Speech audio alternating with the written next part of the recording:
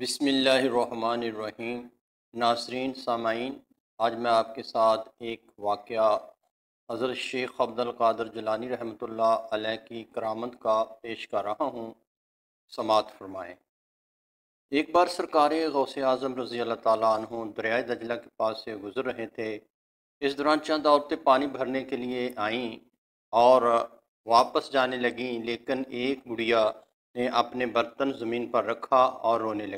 آپ نے بڑھیا سے رونے کا سبب پوچھا تو اس نے بتایا کہ اس کا ایک بیٹا تھا، اس کی شادی کر کے بارات کے ساتھ واپس آ رہی تھی اور دریا میں بھنور آ گیا اور کشتی تمام براتیوں سمیت ڈوب گئی، سوائے اس بوڑھی کے اور کوئی زندہ نہ نکلا۔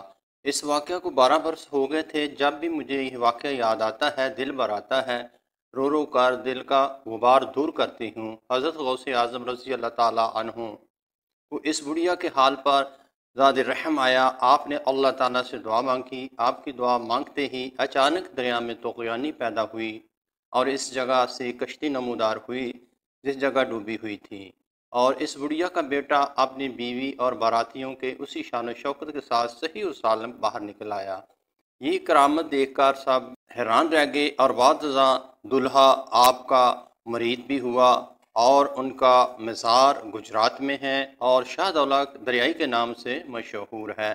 یہ دوستو حضرت غوث اعظم رضی اللہ تعالیٰ عنہ کی کرامت تھی، اور آپ کی بہت سی کرامتیں ہیں، لیکن ان میں سے میں نے ایک بیان کی ہے، اپنے ایمان کو تازہ فرمائیں۔